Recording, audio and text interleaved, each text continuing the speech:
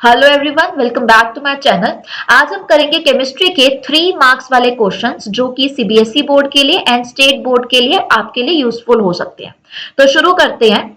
पहला क्वेश्चन है, for the first order reaction show that the time required for 99% completion of first order reaction is twice the time required for the completion of 90%। तो हमें क्या बोला हुआ है कि अपने पास है फर्स्ट ऑर्डर रिएक्शन और हमें यहाँ पे ये प्रूफ करना है कि अगर अपने पास जितना टाइम लग रहा है 99% कंप्लीशन के लिए एक रिएक्शन को, वो बेसिकली ट्वाइस है of the time which is required for the completion of 90%। तो इसको देखो हम कैसे सॉल्व कर रहे हैं यहाँ पे। तो फर्स्ट ऑर्डर रिएक्शन के लिए हमारे पास जो फॉर्मूला रहता है वो होता है ये, यानी कि T is equal to 2.303 by के log A by A minus x. ठीक है, तो देखो हमें यहाँ पे 99% के लिए बोला हुआ है, 90% के लिए बोला हुआ है। ठीक है, तो हम सबसे पहले यहाँ पे 99% कंप्लीट रिएक्शन के बारे में बात करेंगे। तो जब रिएक्शन 99% कंप्लीट होगी तो हम यहाँ पे x को क्या मानेंगे कि x क्या हो जाएगा, 99% ऑफ a हो जाएगा। ठीक है, 99% ऑफ a का मतलब क्या हुआ कि 99 डिवाइड बाय 100 और मल्टीप्लाई बाय क्या आ गया, यहाँ पर a आ गया। तो इसको मैं और कैसे लिख सकती हूँ, 0.99 a लिख सकती हूँ। तो यानी कि x क्या आ गया अपने पास, 0.99 a आ गया। ठीक है, अब हमने क्या करना है कि यहाँ पे x की जगह ये वाली वैल्यू हमने पुट कर देनी है। ओके, तो t 99% 2.303 बाय के log a by a minus 0.99a। ठीक है, तो अब यहाँ पे देखो भाई, अगर जिसके आगे कुछ नहीं लिखा होता इसका मतलब वहां पे क्या है, 1 में से अगर 0.99 को माइनस करोगे तो तुम्हारे पास क्या बचेगा, 0.01 बचेगा। ठीक है, अब यहां से a से जो है वो a कट गया, तो ऊपर तुम्हारे पास मान लो तुम इसको ऐसे लिख सकते हो ना, 100/1 करके लिख सकते हो इसको, तो है ना। तो बेसिकली 100 की जगह हमने यहाँ पे क्या लिख दिया, 10⁻²² हो गया। ठीक है, अब देखो यहाँ पे अपने पास क्या रहा, 2.303, यहाँ पे है k log 10⁻² आ गया। ठीक है, अब इसको कैसे सॉल्व करोगे, इसको हम और कैसे लिख सकते हैं, इसको हम लिख सकते हैं 2 log 10 करके लिख सकते हैं। और log 10 की वैल्यू कितनी होती है, log 10 की वैल्यू होती है 1। तो इसकी जगह बस हमने क्या लिख दिया, यहाँ पर 2 लिख दिया।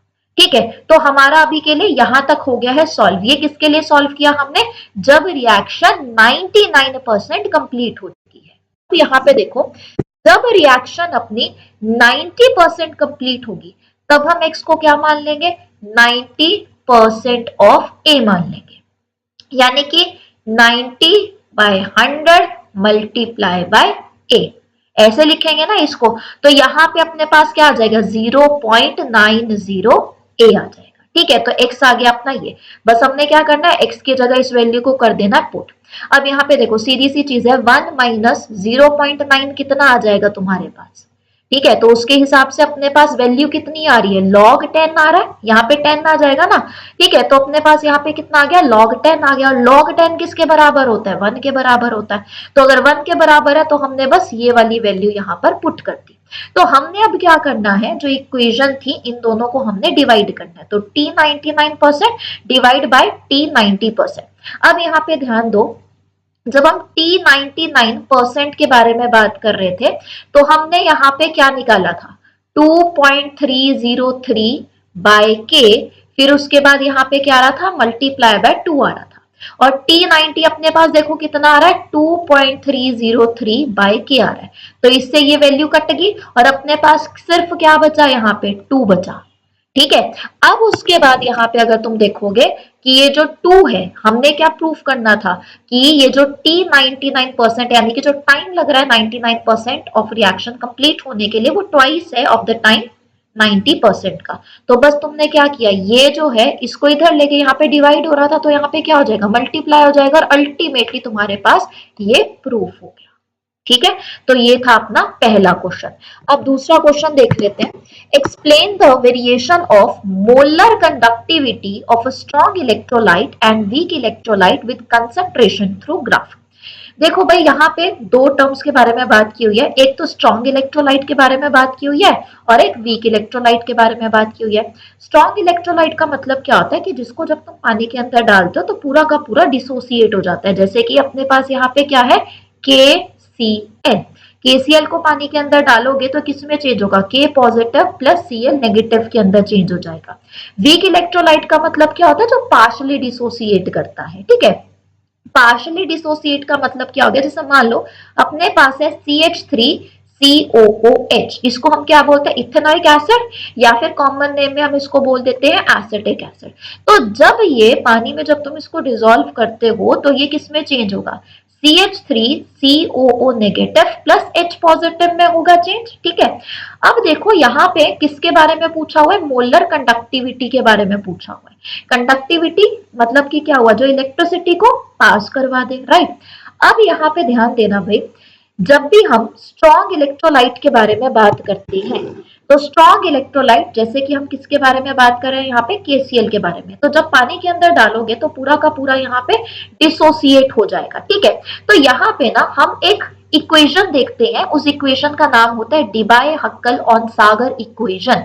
तो उसके हिसाब से ये जो मोलर कंडक्टिविटी है वो किसके बराबर है, molar conductivity eight infinite dilution minus यहाँ पे क्या लिखा हुआ, ए जो है वो बेसिकली एक कांस्टेंट होता है जो डिपेंड करता है कि कौन से टाइप का इलेक्ट्रोलाइट यूज किया गया है, ठीक है। और ये क्या है अपने पास, कंसंट्रेशन, ठीक है। तो ये जो अपने पास इक्वेशन है ना, इसको हम बोलते हैं डिबाइस हक्कल ऑन सागर इक्वेशन। अब देखो होता क्या है, सीधी सी चीज है, अगर मेरे पास एक जो सॉल्यूशन है वो बहुत ही ज्यादा कंसंट्रेटेड होगा, अगर कंसंट्रेटेड है यानी कि बहुत सारे हमें यहाँ पे क्या देखने को मिलेंगे, पार्टिकल्स देखने को मिलेंगे। ये जो पार्टिकल्स होंगे इनके बीच में अट्रैक्शन होना शुरू हो जाएगी, तो इंटर आयनिक इंटरेक्शंस की वजह से क्या ये अच्छे से मूव कर पाएंगे, नहीं मूव कर पाएंगे। तो क्या इसकी कंडक्टिविटी अच्छी होगी, नहीं होगी। लेकिन अगर मान लो मैंने इसके अंदर डाल दिया पानी, यानी कि मैंने इसकी क्या कर दी, डाइल्यूशन कर दी, तो डाइल्यूशन कर दी अगर, तो कंसंट्रेशन कम हो जाएगी, राइट। क्योंकि जब हम डाइल्यूशन करते हैं, पानी डालते हैं, तो कंसंट्रेशन हो जाती है तब कम। तो बेसिकली जब हमने डाइल्यूशन किया तो यहाँ पे कंसंट्रेशन कम हो गई, स्पेस ज्यादा हो गई इन पार्टिकल्स के लिए मूव करने की, तो इसकी वजह से कंडक्शन भी क्या हो जाएगी, ज्यादा हो जाएगी। लेकिन अब एक और बात सुनो, क्योंकि हम यहाँ पे स्ट्रॉन्ग इलेक्ट्रोलाइट के बारे में बात कर रहे हैं तो यहाँ पे तो पूरे के पूरे डिसोसिएट हो चुके हैं। तो ठीक है कि डाइल्यूशन के बाद हमें यहाँ पे देखने को जरूर मिलेगा कि मोलर कंडक्टिविटी बढ़ रही है, लेकिन क्या वो उतनी ज्यादा बढ़ेगी, उतनी ज्यादा ये नहीं बढ़ेगी। यहाँ पे ग्राफ देखो ये किस तरीके से जा रहा है, ये ऐसे हल्का सा ऊपर की तरफ गया, राइट। तो बढ़ रही है बट उतनी ज्यादा बढ़ती हुई हमें ये नहीं नजर आएगी। तो एक बार इसको पढ़ भी लो, variation of molar conductivity with concentration for strong and weak electrolyte is explained by their differing degrees of ionization and interionic interaction। तो स्ट्रॉन्ग इलेक्ट्रोलाइट, जैसे हम यहाँ पे बात कर रहे हैं KCl के रिगार्डिंग, तो यहाँ पे जो स्ट्रॉन्ग इलेक्ट्रोलाइट्स होते हैं वो कंप्लीटली आयोनाइज हो जाते हैं सॉल्यूशन के अंदर। KCl कंप्लीटली आयोनाइज्ड हो जाएगा, यानी कि टूट जाएगा K positive plus Cl negative के अंदर। इनकी जो मोलर कंडक्टिविटी है वो इंक्रीज तो करेगी, लेकिन स्लाइटली ही इंक्रीज करेगी विद डाइल्यूशन। कैसे, किसके ऊपर डिपेंड कर रहा है, ये डिपेंड कर रहा है डिबाय हक्कल ऑन सागर इक्वेशन के ऊपर, जो इक्वेशन हम ऑलरेडी देख चुके हैं। यहाँ पे ए जो है वो कांस्टेंट है जो डिपेंड करता है कौन से टाइप का इलेक्ट्रोलाइट यूज किया गया है। ये जो लिखा हुआ है ये है molar conductivity eight infinite dilution, कि हमने बहुत ज्यादा डाइल्यूशन कर दी है, ठीक है, तब मोलर कंडक्टिविटी क्या होगी, इसको हम लिमिटिंग मोलर कंडक्टिविटी भी बोल सकते हैं, ठीक है। तो हमने क्या बोला कि हमें देखने को क्या मिलता है कि जब कंसंट्रेशन कम होती है तो जो कंडक्टिविटी है वो बढ़ जाती है। क्यों, क्योंकि जो इंटर आयोनिक अट्रैक्शन है वो कम होती जा रही है, यानी कि अब ये जो पार्टिकल्स होंगे वो बड़ी आसानी से मूव कर सकते हैं।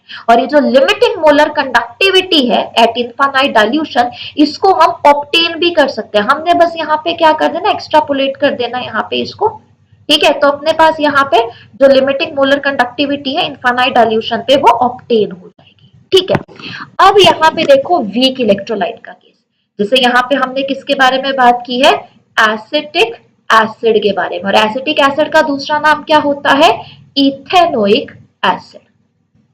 ठीक है, अब यहाँ पे ध्यान से सुनना, ये जो अपने पास एसिटिक एसिड है, यहाँ पे एक वीक इलेक्ट्रोलाइट है, यानी कि ये क्या करेगा, इसकी पार्शियल डिसोसिएशन हमें देखने को मिलेगी, यानी कि ये पूरा टूट नहीं रहा होगा।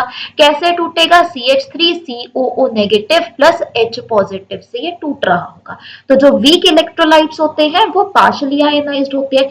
इनकी जो मोलर कंडक्टिविटी होती है ना, जब तुम डाइल्यूशन करोगे तो फिर ये बहुत ज्यादा बढ़ जाती है।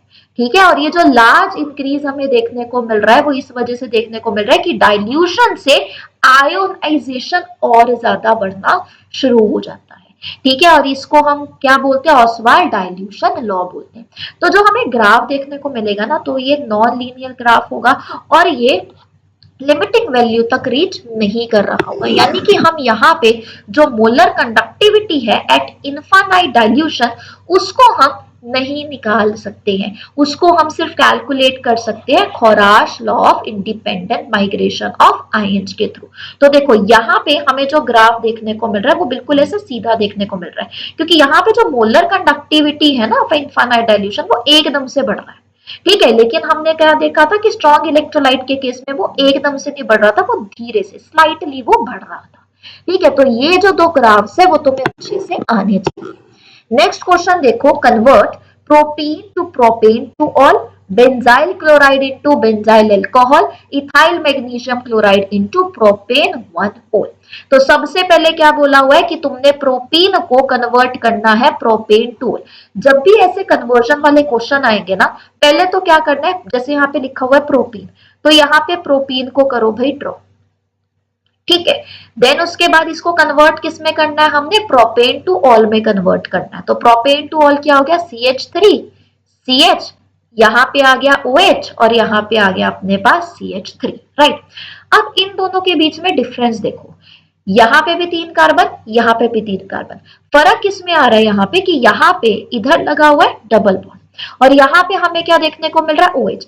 जहां पे भी OH है ना, तो यहाँ पे देखो हम क्या क्या कर सकते हैं। मुझे तो सबसे पहले भाई याद आ रहा है कि भाई यहाँ पे ना हम एक काम कर सकते हैं, पानी की एडिशन कर सकते हैं इन द प्रेजेंस ऑफ कोई भी कैटलिस्ट। कैटलिस्ट भी कौन सा होना चाहिए? यहाँ पे कोई एसिड होना चाहिए। H2SO4 का इस्तेमाल कर सकते हो या सीधा यहाँ पे लिख दो H पॉजिटिव, क्योंकि एसिड क्या करता है? एसिड तो H पॉजिटिव को बाहर निकालता है, राइट। तो यहाँ पे देखो हमने क्या किया, पानी के साथ इसकी रिएक्शन करवाई, H पॉजिटिव कैटलिस्ट, यानी कि यहाँ पे कोई भी हमने एसिड ले लिया। तो हमें क्या देखने को मिलेगा कि यहाँ पे जो डबल बॉन्ड होगा वो टूट जाएगा और इसके साथ क्या लग जाएगा? यहाँ पे OH और एक के साथ क्या लग जाएगा? H, क्योंकि ये जो पानी है, पानी किस में टूटता है? H positive plus OH negative में टूटेगा ना पानी। तो ऑब्वियस ही बात है भाई कि एक जगह लगेगा OH, एक जगह लगेगा H, लेकिन कहाँ पे लगेगा OH, कहाँ पे लगेगा H, यानी कि पॉजिटिव पार्ट कहाँ जाएगा, नेगेटिव पार्ट कैसे जाएगा, कहाँ पे जाएगा? वो हमें किससे पता लगता है? वो हमें पता लगता है मार्कोनिकॉफ रूल से। ठीक है, अगर यहाँ पे पेरोक्साइड लिखा होता तब तो लग जाता एंटी मार्कोनिकॉफ रूल, लेकिन यहाँ पे कोई पेरोक्साइड है ही नहीं, यानी कि यहाँ पे क्या लगेगा? मार्कोनिकॉफ रूल लगेगा। और ये जो मार्कोनिकॉफ रूल होता है वो क्या बोलता है कि जो नेगेटिव पार्ट है वो उस कार्बन के पास जाएगा, उस डबली बॉन्डेड कार्बन के पास जाएगा जहां पे less number of hydrogen present है। तो डबली बॉन्डेड ये वाला कार्बन है, ये वाला कार्बन है, लेस नंबर ऑफ हाइड्रोजन कहाँ पे देखने को मिल रहा है? यहाँ पे। तो इधर लगेगा नेगेटिव पार्ट, तो ऑब्वियस सी बात है कि वहां पे लग जाएगा पॉजिटिव पार्ट और अल्टीमेटली तुम्हारे पास बन जाएगा प्रोपेन टू ऑल। तो हमने यहाँ पे क्या किया? एसिड कैटालाइज्ड हाइड्रेशन की, यानी कि कैटलिस्ट यूज किया एसिड और हाइड्रेशन कर दिया, यानी कि पानी को करवा दिया ऐड। और कौन से रूल के हिसाब से हमने इसको किया? मार्कोनिकॉफ रूल के हिसाब से। ठीक है, अब देखो दूसरा क्या था? बेंजाइल क्लोराइड है, इसको हमने बेंजाइल अल्कोहल में चेंज करना है। फर्क देखो क्या आ रहा है कि एक जगह लिखा हुआ है Cl और एक जगह क्या लिखा हुआ है? OH, right. अब हम यहाँ पे क्या कर सकते हैं? मुझे Cl को निकालना पड़ेगा भाई बाहर। Cl को बाहर निकालने के लिए इसको किसी पॉजिटिव के साथ रिएक्ट करवाना पड़ेगा, मेटल के साथ रिएक्ट करवा देते हैं, और इधर क्या लेके आना पड़ेगा OH। तो हम सीधा सीधा इसको किसी बेस के साथ रिएक्ट करवा देते हैं, यानी कि NaOH के साथ रिएक्ट करवा देते हैं। तो यहाँ पे देखो N के ऊपर पॉजिटिव साइड, OH के ऊपर नेगेटिव साइड। यहाँ पे हमें क्या देखने को मिलेगा, Cl के ऊपर नेगेटिव साइड और इस कार्बन के ऊपर पॉजिटिव साइड। तो एक का पॉजिटिव दूसरे के नेगेटिव के साथ जाके जुड़ जाएगा। तो यहाँ पे हमें देखने को मिलेगा कि ये जो Cl है वो इस Na के साथ बॉन्ड बना लेगा, तो बन गया NaCl सॉल्ट। ठीक है, बचा क्या, ये OH नेगेटिव बचा, और ये जो OH नेगेटिव है वो यहाँ पे इस कार्बन के पास आके लग जाएगा और बन जाएगा अपने पास बेंजाइल अल्कोहल। तो यहाँ पे क्या हुआ, न्यूक्लियोफिलिक सब्स्टिट्यूशन रिएक्शन।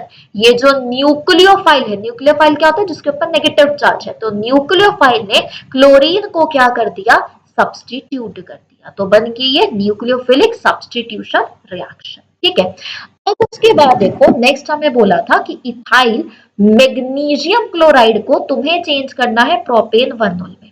अब यहाँ पे ध्यान देना, जब तुम यहाँ पे लिख रहे हो इथाइल मैग्नीशियम क्लोराइड, कितने कार्बन नजर आ रहे हैं, 2 कार्बन। लेकिन जो तुमने यहाँ पे प्रोडक्ट बनाना है उसमें तो बोला हुआ है प्रोपेन। प्रोपेन का मतलब क्या हुआ कि यहाँ पे 3 कार्बन लगाने हैं।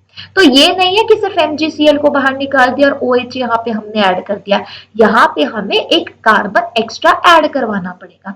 तो हम इसकी रिएक्शन सबसे पहले किसके साथ करवाएंगे, मिथेनॉल के साथ करवाएंगे। ठीक है, और किसकी प्रेजेंस में करवाएंगे, ड्राई ईथर। मिथेनॉल बेसिकली तुम इसको ऐसे भी लिख सकते हो HCHO करके, एल्डिहाइड का फर्स्ट मेंबर होता है ये मिथेनॉल। ठीक है, तो अब देखो हमें यहाँ पे क्या देखने को मिलेगा कि ये जो अपने पास CH2O है वो भी यहाँ पे आके ऐड हो जाएगा। ठीक है, और ये जो तुम्हें देखने को मिल रहा है बेसिकली इथाइल मैग्नीशियम क्लोराइड, अगर तुम इसको ध्यान से देखो तो ये क्या है, ग्रिग्नार्ड रिएजेंट ही तो है, यानी कि RMgX है। तो इसमें तुमने मिथेनॉल को ऐड किया तो ये पूरा का पूरा यहाँ पे आके ऐड हो गया। अब मेरे पास 3 कार्बन बचे हैं। ठीक है, मुझे क्या करना है यहाँ पे, और देखो ऑक्सीजन भी लगा हुआ है साथ में, मुझे बस क्या करना है MgCl को निकालना है बाहर और इसकी जगह लगाना है H। तो मैं यहाँ पे क्या कर दूंगी, हाइड्रोलिसिस, पानी के साथ रिएक्शन। राइट, अब पानी में क्या प्रेजेंट होता है, H positive plus OH negative, MgCl के साथ क्या आके जुड़ जाएगा, OH नेगेटिव आके जुड़ जाएगा, और H किसके पास चला जाएगा, ऑक्सीजन के पास चला जाएगा, और अपने पास यहाँ पे क्या बन गया हमारा प्रोडक्ट, प्रोपेन 1 ओल। ठीक है, नेक्स्ट क्वेश्चन करते हैं, discuss the nature of bonding in the following coordination entities on the basis of valence bond theory. Valence bond theory के अकॉर्डिंग हमें यहाँ पे नेचर ऑफ बॉन्डिंग बतानी है। तो हमें एक ये दे रखा है, एक हमें ये दे रखा है, तो एक एक करके इसको समझते हैं। सबसे पहले क्या है, FeCN6 नेगेटिव का हमने वैलेंस बॉन्ड थ्योरी के अकॉर्डिंग निकालना है। अब देखो ये जो हमारे पास Fe है वो क्या है, सेंट्रल एटम। ठीक है, और ये जो हमारे पास Cn लगे हैं 6 इसके साथ, वो क्या हो गए, लिगेंड्स हो गए। ठीक है, तो देखो जब इसके लिए ना तुम्हें पता होना चाहिए भाई एटॉमिक नंबर के बारे में। तो आयरन का एटॉमिक नंबर कितना होता है, 26 होता है, और अगर मैं इसकी ऑक्सीडेशन नंबर निकालूं तो वो कितना आ जाएगा, +2। कैसे निकालते हैं ऑक्सीडेशन स्टेट, हमें यहाँ पे आयरन का निकालना है, तो आयरन को मैंने क्या ले लिया, X ले लिया। ठीक है, Cn का क्या होता है, -1, तो यहाँ पे हमने लिखा -1 और कितने हैं यहाँ पे 6, तो multiply by 6 is equal to, इस पूरे के ऊपर हमें क्या चार्ज देखने को मिल रहा है, -4, यानी कि ये पूरा का पूरा किसके बराबर हो गया, -4 के बराबर हो गया। तो इसको जब तुम सॉल्व करोगे तो तुम्हारे पास आंसर कितना आ जाएगा, +2 आ जाएगा। तो ऑक्सीडेशन नंबर यहाँ पे क्या हो गया, +2। अब देखो हमने बोला कि जो आयरन है उसका एटॉमिक नंबर कितना है, 26 है। तो 26 के हिसाब से इसकी जो इलेक्ट्रॉनिक कॉन्फ़िगरेशन बनेगी वो क्या बनेगी, आर्गन 3d6 4s2। राइट, तो हमने यहाँ पे ग्राउंड स्टेट में इसका यहाँ पे ये वैलेंस बॉन्ड थ्योरी के हिसाब से हमने ये बना दिया। तो देखो Ar लिखने की जरूरत नहीं है, ये लास्ट वाला हम लिखेंगे 3d, और 3D के अंदर 5 ऑर्बिटल्स होते हैं और इसके अंदर हमने 6 इलेक्ट्रॉन्स को फिल कर दिया। 4s के अंदर कितने हमें देखने को मिल रहे हैं? 2। अभी अभी हमने देखा कि इसका ऑक्सीडेशन नंबर कितना है? +2। +2 का मतलब क्या है कि इसमें से 2 जो इलेक्ट्रॉन है उसको निकाल दो, यानी कि 4s के जो 2 इलेक्ट्रॉन है वो निकल गए, यानी कि अब जब मैं Fe2 पॉजिटिव आयन बना रही हूँ तो यहाँ पे हम 2 इलेक्ट्रॉन नहीं देखेंगे, यहाँ पे 3D के अंदर बस 5 इलेक्ट्रॉन हमें देखने को मिल रहे हैं। अब देखो आयरन तो यहाँ पे आ गया, लेकिन आयरन के साथ क्या जुड़ा हुआ था? Cn जुड़ा हुआ था। और कितने जुड़े हुए थे? 6। ये जो Cn होता है ये होता है एक स्ट्रॉन्ग फील्ड लिगेंड। ठीक है, अगर देखो ये स्ट्रॉन्ग है तो क्या करेगा? स्ट्रॉन्ग होगा तो ये इलेक्ट्रॉन को पीछे की तरफ धकेल देगा। तो अब ये इस तरीके से हो गया। देखो एक ऑर्बिटल के अंदर तुम्हें पता है कि 2-2 इलेक्ट्रॉन ही आ सकते हैं, राइट? तो इसने कुछ इस तरीके से पीछे धकेल दिया कि यहाँ पे ये जो 6 इलेक्ट्रॉन है आपस में एडजस्ट करना शुरू कर दे। तो जब आपस में एडजस्ट करेंगे तो उसने अपने लिए बना ली जगह। तो यहाँ पे देखो डी के 2 डब्बे, एस का 1 डब्बा और यहाँ पे पी के कितने हो गए? 3। 6 पूरे करना ना, क्योंकि 6 Cn के आ रहे हैं इलेक्ट्रॉन और 2-2 आ रहे हैं अपने पास। ठीक है, तो देखो यहाँ पे हाइब्रिडाइजेशन किसकी हो गई? 2 डी के हो गए, 1 एस का हो गया और पी के कितने हो गए? 3। तो हाइब्रिडाइजेशन कौन सी हो गई? D2sp3 हो गई। और यहाँ पे इसके 2-2 इलेक्ट्रॉन्स जो होंगे वो आ जाएंगे। तो 6 पेयर हमें देखने को मिलेंगे इलेक्ट्रॉन्स के। अब यहाँ पे ध्यान से देखो, क्या यहाँ पे तुम्हें कोई भी अनपेयर्ड इलेक्ट्रॉन देखने को मिल रहा है? नहीं देखने को मिल रहा। और अनपेयर्ड इलेक्ट्रॉन नहीं है, सारे के सारे पेयर्ड है, यानी कि ये कैसा होगा? डायमैग्नेटिक होगा इन नेचर। ठीक है, और इसकी ज्योमेट्री कैसी होगी? ऑक्टाहेड्रल। ऑक्टाहेड्रल क्यों? जहां पे भी 6 होगा, क्योंकि ये 6 आ रहे हैं ना जुड़ने के लिए, 6 होगा तो हम ऑक्टाहेड्रल बोल देते हैं। और ये एक इनर ऑर्बिटल कॉम्प्लेक्स का एग्जांपल है। इनर क्यों बोला? क्योंकि यहाँ पे डी जो है वो पहले, अगर मान लो कुछ इस तरीके से होता sp3d या 2 लिखा होता तो ये आउटर वाला होता है, लेकिन अभी क्या है? डी अंदर की तरफ लिखा हुआ है, तो डी अंदर की तरफ लिखा हुआ तो ये क्या हो गया? इनर ऑर्बिटल कॉम्प्लेक्स हो गया और साथ में लो स्पिन कॉम्प्लेक्स है। ठीक है, अब यहाँ पे नेक्स्ट वाला देखते हैं, COF6 वाला देखते हैं, 3 नेगेटिव। तो यहाँ पे भी सेम चीज करेंगे। कोबाल्ट का एटॉमिक नंबर है 27, ऑक्सीडेशन नंबर निकाला तो कितना आ गया? +3 आ गया। इलेक्ट्रॉनिक कॉन्फ़िगरेशन 27 के हिसाब से क्या होगी? Argon 3d7 4s2। तो हमने यहाँ पे ये बना दिया, ये है 3d, ये है 4s। ठीक है, तो 3d के अंदर 7 इलेक्ट्रॉन फिल कर दिए, 4s के अंदर 2 कर दिए। और भाई हमने यहाँ पे ऑक्सीडेशन नंबर कितना निकाला? +3 निकाला ना, तो यहाँ से 2 इलेक्ट्रॉन इसके निकाल दो और 1 इलेक्ट्रॉन निकाल दो ये वाला। ठीक है, तो ये जो CO3 पॉजिटिव आयन होगा वो हमें ये देखने को मिल जाएगा, राइट? अब देखो ये जो कोबाल्ट है इसके पास आ कौन रहा है? लिगेंड, फ्लोरीन आ रहा है। ये जो फ्लोरीन होता है ना, ये स्ट्रॉन्ग फील्ड लिगेंड नहीं होता है। ठीक है, स्ट्रॉन्ग नहीं है, ये वीक फील्ड लिगेंड है। अगर वीक है बेचारा तो क्या इनको एडजस्ट करवा पाएगा? नहीं करवा पाएगा, तो इसलिए इसको खुद एडजस्ट करना पड़ेगा। ये जो उसके आगे भी जो डी वाला खाली पूरा का पूरा ऑर्बिटल पड़ा हुआ है ना, ये उसमें जाके एडजस्ट करेगा क्योंकि ये वीक है। तो देखो यहाँ पे जो ऑलरेडी थे वो वैसे के वैसे ही रहेंगे। अब इसने क्या किया, क्योंकि यहाँ पे देखो कितने आ रहे हैं फ्लोरीन? 6 आ रहे हैं, तो 1 2 3 4 5 6, 6 ही लेने हैं तुम लोगों को। तो 1 एस का आया, पी के आगे 3 और डी के कितने आ गए? यहाँ पे 2 आ गए। तो यहाँ पे हाइब्रिडाइजेशन क्या बन गई? sp3d2 हाइब्रिडाइजेशन बन गई। और यहाँ पे 6 पेयर ऑफ इलेक्ट्रॉन आ गए एफ आयन के। ठीक है, अब देखो यहाँ पे तो मुझे अनपेयर्ड इलेक्ट्रॉन देखने को मिल रहे हैं, और जहां पे भी अनपेयर्ड इलेक्ट्रॉन देखने को मिल रहा है वो कैसा होता है? पैरा मैग्नेटिक होता है नेचर में। और 6 ही आ रहे हैं भाई यहाँ पे, यानी कि यहाँ पे भी हमें ऑक्टाहेड्रल ज्योमेट्री देखने को मिल जाएगी। ऑब्वियसली ये पीछे मतलब एडजस्ट करवा नहीं पाए, खुद ही एडजस्ट करना पड़ा, तो ये क्या हो गया? वीक लिगेंड हो गया। ठीक है, और ये आउटर ऑर्बिटल कॉम्प्लेक्स के अंदर आता है। क्यों? क्योंकि डी यहाँ पे बाहर की तरफ था। ठीक है, डी यहाँ पे बाहर की तरफ है, इसलिए आउटर ऑर्बिटल कॉम्प्लेक्स हो गया। और ये हाई स्पिन कॉम्प्लेक्स भी हम इसको बोल सकते हैं। ठीक है, नेक्स्ट क्वेश्चन देखो, what is crystal field splitting energy? How does magnitude of delta not, या ये ऑक्टाहेड्रल के लिए होता है basically, decide the actual configuration of d orbital in a coordination entity having d4 configuration. सबसे पहले तो भाई समझते हैं क्रिस्टल फील्ड स्प्लिटिंग एनर्जी को। इसको थोड़ा सा यहां इधर देखते हैं। अब इसको ध्यान से देखना, अपने पास हमें क्या देखने को मिलता है कि यहाँ पे डी ऑर्बिटल्स की बात करते हैं। डी, अगर मैं डी सबशेल की बात करूं तो यहाँ पे हमें कितने ऑर्बिटल देखने को मिलेंगे? 5। कौन कौन से होते हैं? D x Y, D Y z, d x z. एक होता है D x square Y square और एक होता है डी जेड स्क्वायर।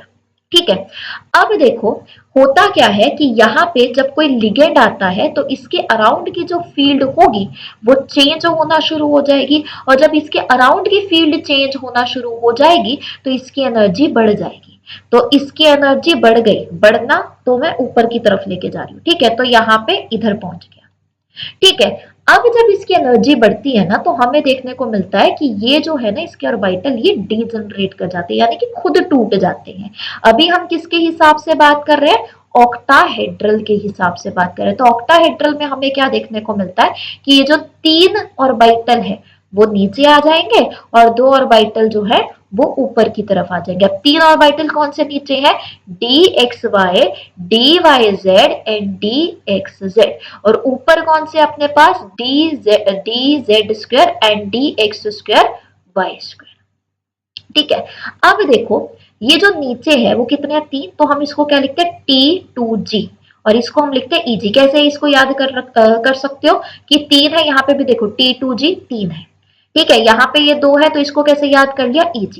इन दोनों के बीच की जो ये स्प्लिटिंग एनर्जी है इसको हम डेल्टा O से रिप्रेजेंट कर देते हैं। O यहाँ पे ऑक्टाहेड्रल रिप्रेजेंट कर रहा है। ठीक है, अब देखो मान लो इसको मैं इस तरीके से करूं।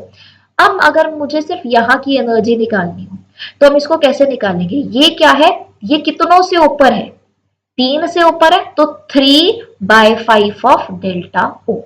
ठीक है, और ये कितनों से नीचे है? 2 से नीचे है तो ये कितना हो गया? 2/5 ऑफ डेल्टा O। ठीक है, तो यहाँ पे हमें क्या देखने को मिल रहा है? स्प्लिटिंग हो रही है, तो इसी को हम क्या बोल देंगे? क्रिस्टल फील्ड स्प्लिटिंग एनर्जी बोल देंगे। तो अब इसको पढ़ो एक बार कि क्रिस्टल फील्ड स्प्लिटिंग एनर्जी क्या होता है कि in a free transition metal ions, transition metal यानी कि डी ब्लॉक वाले। ठीक है, जो 5 ऑर्बिटल्स होते हैं ये डीजेनरेट होते हैं। तो जब भी ये कॉम्प्लेक्स बनाते हैं ये जो इनकी डीजेनरेसी है वो क्या हो जाती है? स्प्लिट अप हो जाती है। 3 जो ऑर्बिटल्स है जिनकी लोअर एनर्जी होती है उसको हमने क्या बोल दिया? T2G ऑर्बिटल्स बोल दिया, और जो बाकी 2 बच गए हैं वो हाइयर एनर्जी के होते हैं और उसको हम बोल देते हैं EG ऑर्बिटल। ठीक है, और इन दोनों के बीच का जो डिफरेंस होता है उसी को हम क्या बोल देते हैं? उसी को हम बोल देते हैं क्रिस्टल फील्ड स्प्लिटिंग एनर्जी या फिर CFSE बोल देते हैं। ठीक है, अब देखो यहाँ पे ना एक क्वेश्चन में हमसे ये भी पूछा हुआ था कि how does magnitude of delta o decides actual configuration of d orbital in a coordination entity having D4 configuration. अब मान लो ये जो ऑर्बिटल है इसके अंदर 4 इलेक्ट्रॉन आने हैं। अभी तो मैं ऐसे कर रही हूँ कि भाई 1 2 3 4, लेकिन डी जनरेशन इसके हिसाब से अगर मुझे देखना हो तब मैं कैसे करूंगी? अब देखो नॉर्मली हम क्या बोलते हैं कि पहले इलेक्ट्रॉन जाएगा यहाँ नीचे, क्योंकि पहले जो लोअर एनर्जी स्टेट होती है उसको एक्वायर करते हैं इलेक्ट्रॉन। तो पहला इलेक्ट्रॉन गया यहाँ पे, दूसरा गया यहाँ पे, तीसरा गया यहाँ पे। अब जो 4th इलेक्ट्रॉन होगा ना उसके पास 2 चॉइस है। 2 चॉइस क्या है? या तो वो यहाँ पे ऊपर आ सकता है या फिर वो यहाँ पे नीचे आ सकता है पेयरिंग में। ठीक है, तो यहाँ पे देखो 2 तरीके की एनर्जी तुम्हें नजर आएगी, एक तो डेल्टा O वाली और एक तुम्हें नजर आएगी P वाली। P यानी का मतलब हो गया यहाँ पे पेयरिंग एनर्जी। ठीक है, अब देखो सीधी सी चीज है, जिसकी एनर्जी होगी कम इलेक्ट्रॉन वहीं पे जाना चाहेगा। ठीक है, क्योंकि कोई भी इलेक्ट्रॉन ना ज्यादा एनर्जी नहीं खर्च करना चाहता, कम ही एनर्जी खर्च करना चाहता है। तो अगर मान लो डेल्टा O की एनर्जी ज्यादा है, यानी कि ये एनर्जी ज्यादा है, पेयरिंग एनर्जी कम है, तो अब इलेक्ट्रॉन कहाँ पे चला गया? यहाँ पर नीचे चला गया। तो हमें यहाँ पे कॉन्फ़िगरेशन क्या देखने को मिलेगी? T2G के अंदर हमें कितने इलेक्ट्रॉन देखने को मिलेंगे? 4, और EG में हमें कोई भी इलेक्ट्रॉन नहीं देखने को मिला, है ना। अगर मान लो उल्टा हो कि पेयरिंग एनर्जी जो है वो ज्यादा है एज कंपेयर टू डेल्टा ओ। तो पेयरिंग में के लिए इसको ज्यादा एनर्जी देनी पड़ेगी, राइट। तो क्या इतनी एनर्जी देगा? नहीं देगा, कम एनर्जी के पास जाएगा। यानी कि अब ये वाला जो इलेक्ट्रॉन है वो कहाँ पे जाएगा? यहाँ पे ऊपर जाएगा। तो उसके हिसाब से क्या बन गया? T2G, उसके अंदर 3 इलेक्ट्रॉन, ठीक है। और Eg के अंदर कितने इलेक्ट्रॉन हो गए अपने पास? 1 इलेक्ट्रॉन हो जाएगा, ठीक है। तो वो डिपेंड करता है कि कौन सी एनर्जी कम होती है, जिसकी एनर्जी कम वो वहां पे जाएगा। तो यहाँ पे इसको भी पढ़ लो कि जो कॉम्प्लेक्स है जिसमें 1 2 3 इलेक्ट्रॉन्स है डी ऑर्बिटल में, वो तो लोअर T2G ऑर्बिटल के अंदर ही जाएंगे। लेकिन जहां पे 3 इलेक्ट्रॉन से ज्यादा इलेक्ट्रॉन हमें देखने को मिलेंगे तो वहां पे उसके पास 2 केस प्रेजेंट होंगे, ठीक है। तो यहाँ पे देखो, but in case of complexes having more than 3 electrons in d orbitals may pair up in the lower T2G, T2G के साथ पेयर अप कर सकता है, ठीक है, giving rise to the low spin complexes, और इसको हम स्ट्रॉन्ग फील्ड लिगेंड बोल देते हैं, ठीक है। या फिर ये हाइयर Eg ऑर्बिटल के पास जा सकता है, ठीक है। इसको हम हाइयर स्पिन कॉम्प्लेक्स, देखो ऊपर चला गया तो इसको हम हाइयर स्पिन कॉम्प्लेक्स बोलते हैं, नीचे ही रह गया तो लो स्पिन कॉम्प्लेक्स बोल देते हैं, ठीक है। अगर ये ऊपर की तरफ चला गया तो ये वीक फील्ड लिगेंड होगा, ठीक है। तो यहाँ पे जो रिलेटिव स्टेबिलिटी है वो कौन डिटरमाइन करता है? मैग्नीट्यूड ऑफ CFSE डिटरमाइन करता है, ठीक है। कि अगर यहाँ पे ये जो डेल्टा ओ की वैल्यू है वो बड़ी होगी तो इसका मतलब क्या हुआ कि वो पेयरिंग में ही चला जाएगा। पेयरिंग में चला जाएगा तो हमें यहाँ पे क्या देखने को मिलेगा? देखो यहाँ पे, देखो कि हमें यहाँ पे क्या देखने को मिलेगा इस केस के अंदर? T4 2G एंड E ऊपर क्या आ गया? 0, कि यहाँ पे एक भी इलेक्ट्रॉन नहीं था। अगर यहाँ पे हमें देखने को मिले, अब 2 मिनट, यहाँ पे अगर मान लो पेयरिंग एनर्जी जो है, इसको मैंने इकट्ठे इकट्ठे लिख दिया, इसको इस तरीके से करो, अगर T3 मतलब T2G3 आ रहा है बेसिकली, इसका मतलब क्या हो गया? और यहाँ पे Eg1 आ रहा है, ऊपर की तरफ चला गया, यानी कि यहाँ पे जो अपने पास ये है पेयरिंग एनर्जी है वो ज्यादा है, ठीक है। तो अगर पेयरिंग एनर्जी ज्यादा होगी तो हमें ये कॉन्फ़िगरेशन देखने को मिलेगी, अगर पेयरिंग एनर्जी कम होगी तो हमें ये वाली कॉन्फ़िगरेशन देखने को मिलेगी, ठीक। नेक्स्ट क्वेश्चन देखो, write IUPAC name of the amide that gives propanamine by Hofmann bromamide reaction. पहले तो इसी को देखो, हमें यहाँ पे क्या बोला है? हमें बोला है कि हमें क्या चाहिए? प्रोपेनमाइड चाहिए। प्रोडक्ट हमें पता है, ठीक है, और हमें ये भी पता है कि कौन सी रिएक्शन करनी है। हमें यहाँ पे हॉफमैन ब्रोमामाइड डिग्रेडेशन रिएक्शन करनी है। तो किससे हम ये प्रोपेनमाइन बना सकते हैं? तो हमें वो रिएक्टेंट का नाम लिखना है, ठीक है। अब देखो, हमें यहाँ पे तो रिएक्शन देख के समझो इसको। देखो, हमें क्या बनाना था? यहाँ पे प्रोपेन अमाइन बनाना था, राइट। कितने कार्बन है यहाँ पे? देखो 3 कार्बन है। अगर मैं इसको बनाना चाहती हूँ हॉफमैन ब्रोमामाइड डिग्रेडेशन रिएक्शन से, तो बेसिकली डिग्रेडेशन इसका मतलब क्या हुआ इसको समझना। हमने क्या यूज किया? ब्रोमीन यूज किया, ठीक है। अमाइड में यूज किया। अमाइड क्या होता है? जब कार्बन के साथ ऑक्सीजन लगा हो और साथ में नाइट्रोजन लगा हो, ठीक है। ब्रोमीन यूज किया हमने अमाइड में, जिसकी वजह से ये डिग्रेड हो गया। डिग्रेड का मतलब यहां से तुम देखोगे कि एक कार्बन जो है वो बाहर निकल जाएगा, यानी कि अपने पास जो रिएक्टेंट होगा वो एक कार्बन ज्यादा वाला होगा। अगर यहाँ पे 3 कार्बन है तो यहाँ पे कितने कार्बन प्रेजेंट होंगे? 4 कार्बन प्रेजेंट होंगे। तो देखो 1 2 3 4, और अमाइड है तो अमाइड तो हमें यहाँ पे करना पड़ेगा। तो क्या आ जाएगा यहाँ पे answer? Butane amide. Butane amide की रिएक्शन जब तुम ब्रोमीन के साथ करवाओगे KOH की प्रेजेंस में, तब तुम्हारे पास बनेगा प्रोपेन अमाइड। अगर मान लो यहाँ पे कुछ और होता, जैसे मान लो अपने पास यहाँ पे बन रहा होता CH3 CH2 NH2, मान लो ये था। यहाँ पे कितने कार्बन है? 2 कार्बन है। हॉफमैन ब्रोमामाइड रिएक्शन के हिसाब से तुम्हें पता लगाना है कि भाई रिएक्टेंट कौन सा होगा, तो एक कार्बन ज्यादा वाला होगा। तो क्या हो जाएगा? CH3 CH2 CH2, अमाइड भी होना चाहिए, ब्रोमामाइड रिएक्शन का नाम ही है ना। तो यानी कि यहाँ पे क्या आ गया? CON, सॉरी यहाँ पे CH2 नहीं, CH3 CH2, यहाँ पे CONH, ठीक है। तो यहाँ पे कितने कार्बन देखने को मिल रहे हैं? ब्यूटीन। तो यहाँ पे इसका आंसर क्या आ गया, ब्यूटेनमाइड। आईयूपीएसी नेम ही लिखना था हमें तो यहाँ पर, ठीक है। सेकंड क्वेश्चन देखो, arrange the following in the increasing order of basic strength.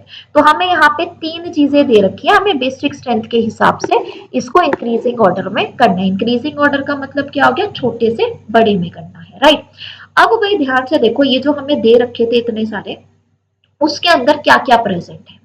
ये जो C6H5 है ना, ये क्या है अपने पास, बेंजीन। बेंजीन लगा हुआ है, बेंजीन के ऊपर NH2 यानी कि एनएलएन है ये, है ना। तो ये जो C6H5 है यानी कि बेंजीन है ना, ये इलेक्ट्रॉन विड्रॉइंग ग्रुप होता है। यहां से नाइट्रोजन से इलेक्ट्रॉन को ले जाता है, यानी कि जो इलेक्ट्रॉन विड्रॉइंग ग्रुप होता है ना, उसको हम नेगेटिव आई ग्रुप बोलते हैं। हमेशा एक चीज याद रखना यहाँ पे, जब भी प्लस आई ग्रुप लगा हुआ होगा वो बेसिसिटी को बढ़ा रहा होगा, ठीक है। और अगर नेगेटिव आई ग्रुप लगा हुआ होगा तो वो एसिडिटी को बढ़ा रहा होगा। अगर तुम्हें इतनी सी बात समझ आ गई ना, तुम्हारे बहुत सारे क्वेश्चन सॉल्व हो जाएंगे अरेंज वाले, ठीक है। तो देखो यहाँ पे माइनस आई ग्रुप लगा हुआ था, तो यानी कि इसकी बेसिसिटी और कम। क्यों? क्योंकि इसके जो इलेक्ट्रॉन्स हैं वो बेसिकली किसके पास जा रहे हैं, इस बेंजीन के पास जा रहे हैं। तो इसके पास डोनेट करने के लिए इलेक्ट्रॉन्स ही नहीं है, राइट। तो इसीलिए इसकी जो बेसिसिटी है वो कम है। अब देखो ये जो NH3 है, इसमें कोई भी ग्रुप नहीं लगा हुआ, ना इसमें इलेक्ट्रॉन रिलीजिंग ग्रुप लगा हुआ है इसके साथ, ना ही इसके पास इलेक्ट्रॉन विड्रॉइंग ग्रुप लगा हुआ है, ठीक है। तो इसलिए ये आ गया बीच में। अब देखो ये जो CH वाला ग्रुप होता है ना, हाइड्रोकार्बन वाला ग्रुप होता है जो, वो होता है प्लस आई ग्रुप, क्योंकि इलेक्ट्रॉन को डोनेट कर रहा होता है, ठीक है। तो अब देखो यहाँ पे कितने कार्बन लगे हुए हैं, 2 कार्बन। और यहाँ पे कितने कार्बन लगे हुए हैं टोटल, यहाँ पे 2, और यहाँ पे कितने आ गए, बेसिकली 4 कार्बन लगे हुए हैं, है ना। तो अब देखो यहाँ पे बेसिक स्ट्रेंथ कम होगी क्योंकि 2 ही कार्बन, 2 ही प्लस आई ग्रुप लगे हुए हैं। यहाँ पे 4 प्लस आई ग्रुप लगे हुए हैं, तो इसकी बेसिसिटी क्या हो गई, ज्यादा।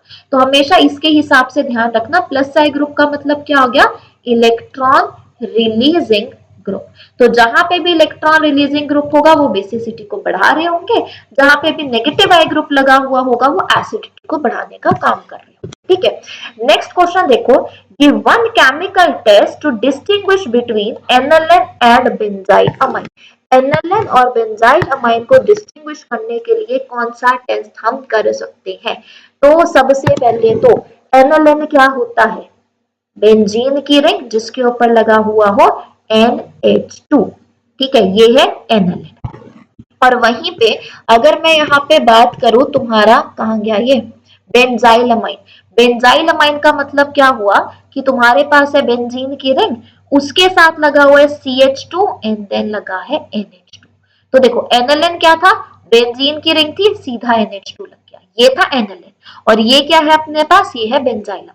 तो इन दोनों को अगर हमें डिस्टिंग्विश करना है तो हम यहाँ पे क्या बना के देख सकते हैं, एजो डाई बना के देख सकते हैं, ठीक है। तो होता क्या है कि जो एनएलएन है वो एजो डाई बनाने का काम करता है जब उसकी रिएक्शन C6H5N2Cl के साथ किया जाता है।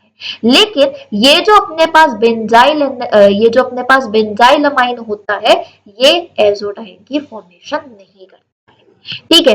तो देखो हमने क्या बोला कि जो एनएलएन है वो एक प्राइमरी एरोमेटिक अमाइन होता है, ठीक है। तो ये नाइट्रस एसिड यानी कि NaNO2 और HCl के साथ जब रिएक्ट करेगा, अब तुम याद करो जब तुम अमाइन वाला चैप्टर पढ़ते हो तो वहां पे प्रिपरेशन में देखते होंगे कि डाइअज़ोनियम सॉल्ट बनाने का सिर्फ इकलौती प्रिपरेशन, सैंडवेयर रिएक्शन में भी तुम ये देखते हो कि पहले हम क्या करते हैं कि एनएलएन की रिएक्शन करवाते हैं नाइट्रस एसिड यानी कि NaNO2 और HCl के साथ करवाते हैं, जिससे क्या बन जाता है, डाइअज़ोनियम सॉल्ट बन जाता है। तो यहाँ पे वही वाली सेम रिएक्शन के बारे में बात की गई है कि एनएलएन जो है वो प्राइमरी एरोमेटिक अमाइन है, ये रिएक्ट करता है नाइट्रस एसिड के साथ यानी NaNO2 प्लस HCl के साथ लो टेम्परेचर पे यानी कि 0 से 5 डिग्री सेल्सियस के टेम्परेचर पे, और वो क्या बना देता है, डाइअज़ोनियम सॉल्ट बना देता है, ठीक है। और ये फिर बाद में कपल करेगा किसके साथ, एल्कलाइन सॉल्यूशन ऑफ 2 नेफ्थॉल के साथ कपल कर जाएगा और वो एक एजो डाई बना देगा, एक orange red azo dye precipitate बना देगा, प्रेसिपिटेट बना देगा, ठीक है। वहीं पे ये जो बेंजाइलमाइन है ये एक प्राइमरी एलिफेटिक अमाइन है जो नाइट्रस एसिड के साथ अगर कंबाइन होगी ना तो एक अनस्टेबल डाइसोनियम सॉल्ट बनाएगी। अगर अनस्टेबल है तो ये इमीडिएटली डिकम्पोज कर जाएगा।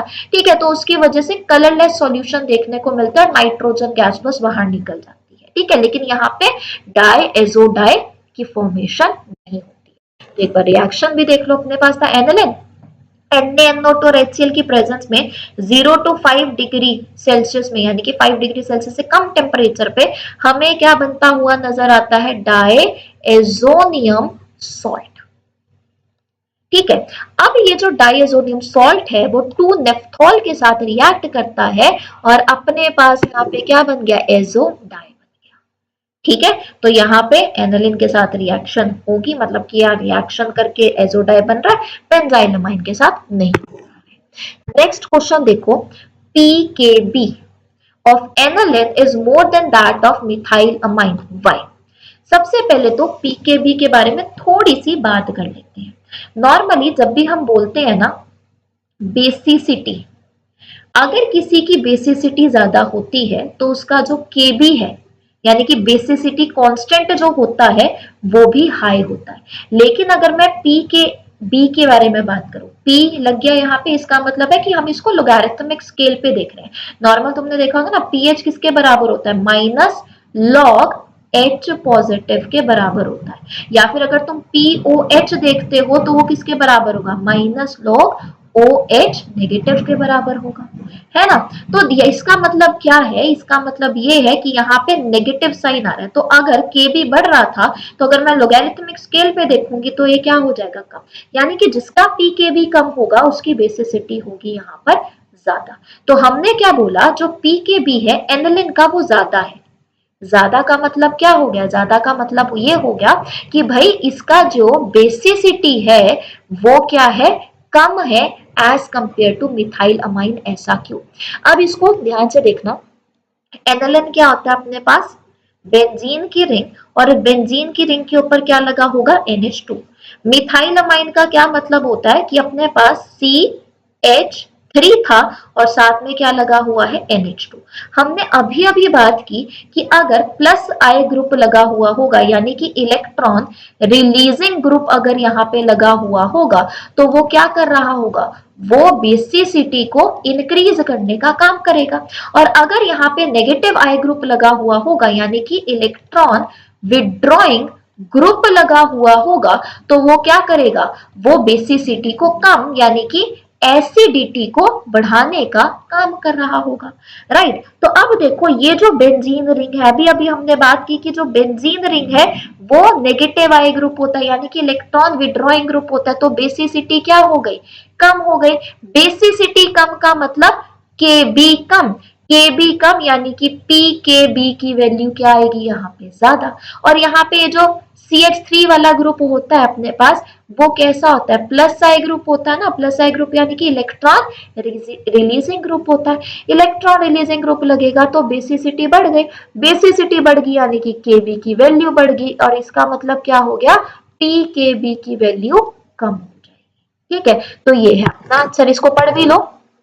पीकेबी एनालिन का ज्यादा है, इसका मतलब है कि एनालिन लेस बेसिक है एज कंपेयर टू मिथाइलमाइन। ये इसकी वजह से होता है क्योंकि एनालिन में हमें रेजोनेंस देखने को मिलती है, जो कि नाइट्रोजन एटम के ऊपर इलेक्ट्रॉन की डेंसिटी को कम करने का काम करती है। जबकि जब हम CH3NH2 के बारे में बात करते हैं तो ये जो CH3 है वो प्लस आई इफेक्ट शो करता है, जिसकी वजह से नाइट्रोजन एटम के ऊपर जो इलेक्ट्रॉन की डेंसिटी है वो बढ़ जाती है, जिसकी वजह से हमें देखने को मिलेगा कि यहाँ पे जो बेसिक करेक्टर है वो इंक्रीज कर रहा है। तो हम यहाँ पे क्या बोल देते हैं कि एनालिन जो है वो एक वीकर बेस है as compare to methyl amine, यानी कि जो पीके भी है एनालिन का वो ज्यादा है as compare to methyl amine. Next question देखो, convert benzyl chloride to 2 phenyl ethanamine. Conversion के क्वेश्चंस याद रखना, आते ही आते हैं पेपर में, तो इसको तो ध्यान से करना। हमें क्या बोला है कि ये जो बेंजाइल क्लोराइड है उसको हमने कन्वर्ट करना है 2 फिनाइल इथेनमाइन में। तो देख लेते हैं भाई, ये है अपने पास बेंजाइल क्लोराइड। बेंजाइल क्लोराइड को किसमें कन्वर्ट करना है हमें, 2 फिनाइल इथेन अमाइन में। ठीक है, तो ये 1 हो गया, ये 2 हो गया, तो ये 2 फिनाइल इथेन अमाइन में कन्वर्ट। यहाँ पे क्या क्या चेंजेस नजर आ रहे हैं पहले तो वो देखेंगे। ठीक है, मैंने तुम्हें क्या बोला था, जब भी कन्वर्जन वाले क्वेश्चन आएंगे इसको बनाओ फिर चेंज देखो और इसको किस तरीके से वहां तक पहुंच सकते हो वो देखना है। जरूरी नहीं है कि वन स्टेप प्रोसेस हो, टू स्टेप भी हो सकता है या फिर बहुत सारे स्टेप भी हो सकते हैं, वो तुम्हें खुद देखना पड़ेगा और ये तभी होगा जब तुम ये जितने भी ऑर्गेनिक केमिस्ट्री में रिएक्शंस है ना उसको अच्छे से समझ लो। ठीक है, तो अब यहाँ पे देखो हमें क्या देखने को मिल रहा है, बेंजीन तो दोनों में कॉमन है, यहाँ पे हमें एक कार्बन देखने को मिल रहा है, यहाँ पे हमें दो कार्बन देखने को मिल रहा है, यहाँ पे क्लोरीन है और यहाँ पे क्या है NH2 वाला ग्रुप देखने को मिल रहा है। राइट, तो मुझे सबसे पहले क्या सोचना पड़ेगा, यहाँ पे मुझे सोचना पड़ेगा कि भाई मुझे एक तो यहाँ पे कार्बन भी ऐड करना है और दूसरी मुझे चीज यहाँ पे क्या ऐड करनी है, मुझे यहाँ पे नाइट्रोजन को भी ऐड करना पड़ेगा क्योंकि NH2 लगाना है ना, तो नाइट्रोजन को भी हमें यहाँ पे ऐड करना पड़ेगा।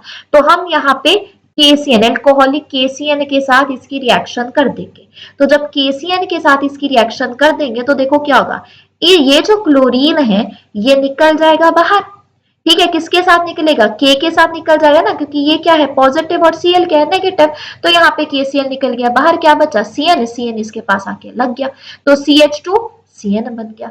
अब मुझे CN से क्या करना है वो बनाना है। ठीक है, तो मैं यहाँ पे क्या यूज कर सकती हूँ, लिथियम एल्यूमिनियम हाइड्राइड का इस्तेमाल कर सकती हूँ।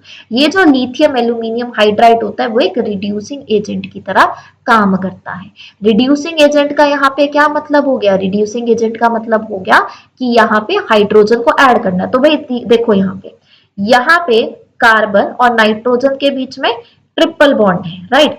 यहाँ पे एक बॉन्ड तोड़ा, इसको हाइड्रोजन दिया, इसको हाइड्रोजन दिया, एक और बॉन्ड तोड़ा, इसको हाइड्रोजन दिया, इसको हाइड्रोजन दिया, तो अपने पास क्या बन गया CH2 and then NH2, sorry CH3 यहाँ पे आ जाएगा। ठीक है, तो बेसिकली यहाँ पे तुम्हारे पास क्या बन गया 2 फिनाइल इथेन अमाइन बन गया। तो तुमने CN ऐड किया, ठीक है, और फिर तुमने यहाँ पे क्या कर दी, इसकी रिडक्शन कर दी।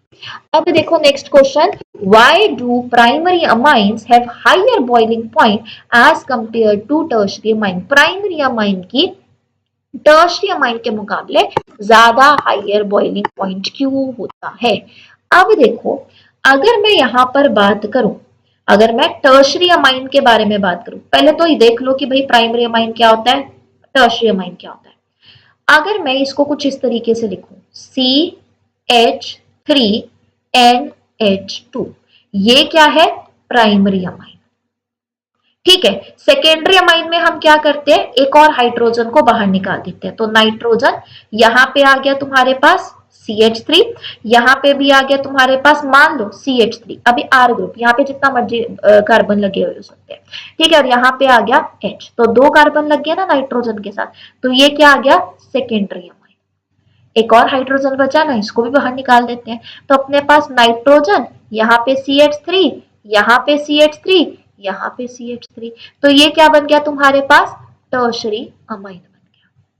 ठीक है, तो अब हमें प्राइमरी अमाइन के हिसाब से पूछा हुआ है और यहाँ पे टर्शरी अमाइन के हिसाब से पूछा हुआ है। तो अब देखो जब भी हम टर्शरी अमाइन के बारे में बात करें तो यहाँ पे हमें कितने अल्काइल ग्रुप देखने को मिल रहे हैं, 3 अल्काइल ग्रुप देखने को मिल रहे हैं।